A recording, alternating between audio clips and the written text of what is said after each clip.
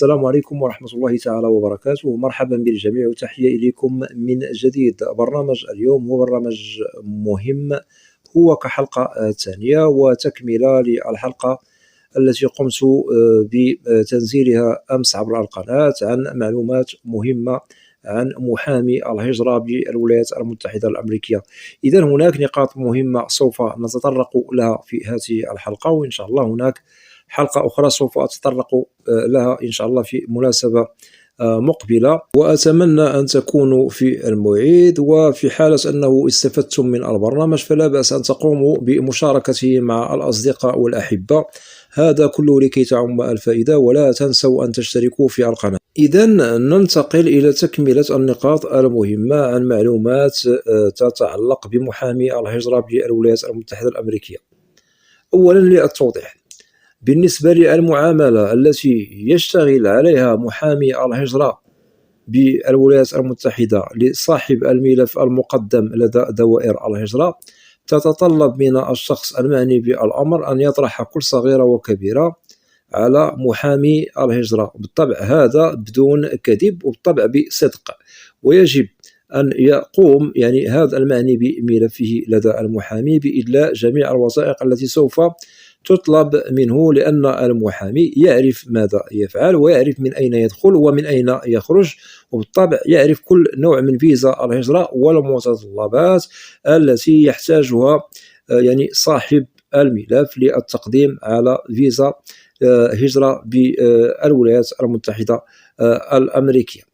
أتمنى أن تكون هذه النقاط واضحة. وننصح في حالة أنه المعني بملفه لا يعرف عن كيفية تقديم الملف لدى دوائر الهجرة، فهنا ننصح لكي يقدم عن طريق محامي، وهذا بالطبع سوف نقوم بالاشتغال عليه بتكليف محامي هجرة للاشتغال على الملف، ولكي لا يقع المعني بملفه في العراقيل والمشاكل المستقبلية التي تتعلق بالملف المقدم لدى دوائر الهجرة، والتي ممكن أن تشكل رفض الطلب. وبالطبع المحامي سوف يسهل هذه الأمور على المعني بملفه في هذه الحالة.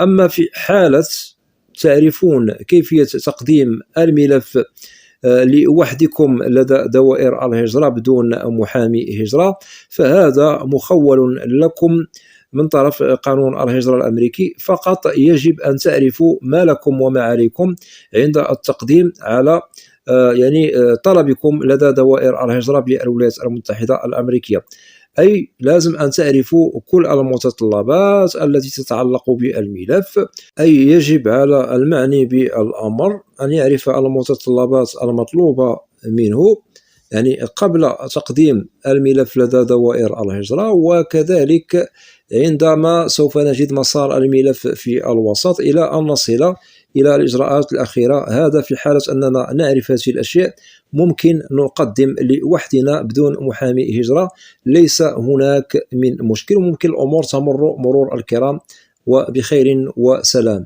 وهناك تساؤل مهم ممكن أنه يطرح عن محامي الهجرة: هل ممكن أنه يسرع الملف المقدم في حالة قمنا بالاستعانة به وتكليفه للسهر على الملف؟ هنا سوف نجيب بأن دور محامي الهجرة يقتصر على تسهيل التقديم لملفكم لدى دوائر الهجرة، أي أنه يعرف نقطة البداية ونقطة الوصول، أو بمعنى آخر يعرف المتطلبات التي تتطلب التقديم بدون زيد أو نقص من بدايتها، وكذلك يعرف بأن الملف الذي يتعلق بالشخص المعني بالأمر لازم أن نجده مكتمل لكي نقوم بإيداعه لدى دوائر الهجرة، وهذا يسهل مسار الملف بشكل سلس بدون الخوف من الأخطاء ونقص في الوثائق إلى غير ذلك من الإجراءات التي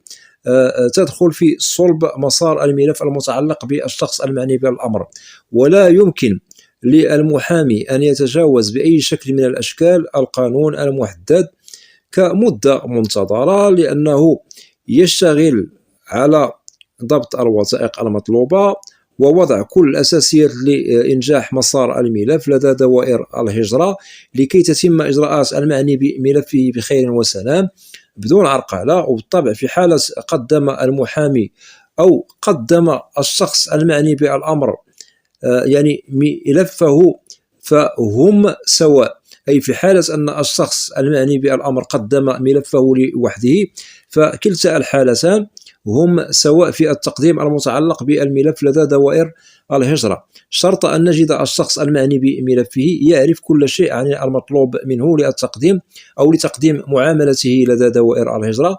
أما في حالة أنه ليس لديه دراية أو المعرفة هنا بالطبع نؤكد وللنصيحة فما عليه إلا الاستعانة بمحامي هجرة لكي يسهل عليه كل الإجراءات المستقبلية من بدايتها إلى نهايتها لكي لا يقع في أشياء لا تحمد عقباها مستقبلا، وبالطبع هي تظل ممكن أنها غير مقبولة وممكن أنها تسبب رفض الطلب لدى دوائر الهجرة. أتمنى أن تكون كذلك هذه النقاط واضحة. ننتقل إلى نقطة مهمة كذلك يطرح فيها التساؤل: هل ممكن لنا أن نكلف محامي خارج الولاية التي نقيم فيها؟ هنا نجيب بنعم، ممكن أننا نقوم بتكليف محامي خارج الولاية التي نقيم فيها، وبالطبع ممكن أن تختاروا المحامي الذي شئتم، شرط أن نجده محامي هجرة متخصص بمجال الهجرة إلى الولايات المتحدة الأمريكية. وكذلك بالنسبة لاختيار المحامي خارج الولاية التي تقيم فيها هذا لا يمنع ويحق لكم هذا، وبالطبع يخول لكم من طرف قانون الهجرة الأمريكي، ليس هناك من مشكل. مثلا أنت أو أنت مقيمين بولاية كاليفورنيا وتريدون تكليف محامي بولاية تكساس أي خارج ولاية كاليفورنيا، أو تريدون تكليف محامي بولاية نيويورك أو بولاية بنسلفانيا، هذا يظل لكم، ليس هناك من مشكل، وقانون الهجرة الأمريكي يخول لكم هذا في اختيار محامي في أي ولاية شئتم. وبالطبع هناك أسباب هي التي تجعل المهاجر ممكن أنه يختار محامي خارج الولاية التي يقيم فيها، من ضمنها الواجب الذي يتقاضاه محامي بولاية كاليفورنيا هو باهظ عكس ولاية أخرى، وهناك كذلك تداعيات أخرى أو إكراهات أخرى تجعل المعني بملفه أن يقوم باختيار محامي في ولاية غير الولاية التي أنتم تقيمون فيها، أي ممكن اختيار محامي بولاية خارج الولاية التي أنتم تعيشون فيها حاليا، ليس هناك من مشكل. أما في حالة أنه وجدتم محامي بالطبع وارتحتم له في الولاية التي تقيمون فيها فهذا ليس بالمشكل. ننتقل إلى نقطة مهمة يطرح فيها التساؤل: هل المدة التي يشتغل عليها من طرف محامي الهجرة على الملف هي نفسها التي يشتغل عليها في حالة قدمنا لوحدنا على المعاملة لدى دوائر الهجرة؟ هنا سوف نجيب بنعم، ليس هناك من فرق. المدة المنتظرة القانونية التي سواء قدمها المحامي أو قدمنا عليها نحن بالطبع يعني دوائر الهجرة تشتغل على الملف في نفس المدة يعني المنتظرة، أي أن المدة التي يشتغل عليها كدراسة ومعالجة للملف هي نفسها سواء قدم لنا المحامي أو قدم الشخص المعني بالأمر ملفه لوحده. فقط وضحنا بأن المحامي بالطبع هو يسهل علينا يعني عندما نقدم يعني بعض العراقيل المستقبلية للأشخاص الذين لا يعرفون كيفية تقديم الملف. هذا هو العمل المنوط لدى محامي الهجرة. ننتقل بالنسبة للأسعاب التي يتقاضاها المحامي كم هي؟ هنا سوف نجيب بالجواب الواضح. الواجب الذي يتقاضاه محامي الهجرة عن واجب أتعابه عن معاملة مقدمة لدى دوائر الهجرة تختلف من محامي لآخر، والاختلاف هو ملموس وموجود وساري به المفعول بين محامو الهجرة. وبالطبع سوف نجد الاختلاف ما بين محامي ومحامي آخر. وكذلك واجب أتعاب يعني عن كل ملف تختلف من نوع فيزا إلى نوع فيزا آخر. للتوضيح، المعاملة التي تقدم على فيزا زواج ليست هي المعاملة التي تقدم على فيزا لم شمل الوالدين، واللائحة طويلة، وسوف نجد الاختلاف ما بين فيزا هجرة إلى الولايات المتحدة الأمريكية فيما يتعلق بالواجب الذي نقوم بدفعه كأتعاب إلى محامي الهجرة، وسوف نجد بأنه واجب أتعاب التي يشتغل عليها من طرف محامي الهجرة تختلف، وهذا يشمل يعني الإجراءات من بدايتها إلى نهايتها، وهذا لازم أن نأخذه بعين الاعتبار وبالحسبان. ننتقل إلى نقطة مهمة كذلك يطرح فيها التساؤل عن كيفية أو ممكن أننا نحافظ على مستحقاتنا القانونية مع المحامي الذي كلفناه لتقديم الملف لدى دوائر الهجرة. يجب أن تعرفوا المطلوب منكم من البداية إلى النهاية من واجبات، ويجب أن تضعوا النقاط على الحروف، أي لازم أن تعرف الشروط الموضوعة والقانون الذي سوف يكفل لكم حقكم في حالة أن محامي الهجرة مثلا لم يشتغل على الإجراءات بضوابط. في هذه الحالة قانون الهجرة الأمريكي يخول لكم إعادة النظر والمطالبة بالمستحقات التي قمتم بوضعها كنظام على مسار ملفكم بالطبع، لأنكم كلفتم محامي للاشتغال على ملفكم من البداية إلى النهاية. أتمنى أن تكون هذه النقطة واضحة. وللتأكيد أغلبية محامو الهجرة هم يشتغلون بضوابط ويعرفون بأنهم في حالة لم يفوا بالغرض المطلوب منهم كقانون صارم موضوع من طرف شؤون الهجرة بالولايات المتحدة، فسوف يقوموا بأداء المستحقات التي يطلبها منهم صاحب الملف الذي هو معني بطلبه والذي كلف محامي الهجرة باسمه، لأن هذا المحامي إذا عرف الشخص المعني بالأمر يعرف المطلوب منه والمطلوب منه هو كمحامي، فسوف يشتغل له على الإجراءات بضوابط. لهذا لا تقلقوا من هذا الشأن، فقط يجب أن تعرفوا ما لكم وما عليكم من بداية تقديم ملفكم لدى هذا المحامي. وكذلك نقطة مهمة، لازم أنكم تضبطوا واجب الأتعاب للمحامي، أي أنكم تعرفوا الواجب الذي سوف تقومون بأدائه له على الخدمة والمعاملة، وكذلك نشرط عليه بأنه يجب الاشتغال على ملفكم بضوابط لأجل الوصول إلى المبتغى والمراد. وكذلك في حالة دفعتم أيها يعني مبلغ تأخذ عليه دائما إثبات يثبت دفع الواجب له، أي بمعنى آخر في حالة أن المحامي قام لكم بخدمة وطلب منكم مالا لدفعه كأتعاب، دائما أدفع له الواجب وآخذ يعني دائما المستحقات التي تخصكم كقانون، وهي إثبات بأن هذا المحامي قد توصل مني بمبلغ قدره كذا وكذا إلى غير ذلك، إلى أن تتمموا الإجراءات بخير وسلام في الأخير. وهذه الأشياء التي أسردها عليكم سوف تضمن لكم حقكم ومستحقاتكم من البداية إلى نهاية التقديم. وللتذكير، احذروا من المحامون النصابين والحذر والذي ليس لديهم أيتها علاقة.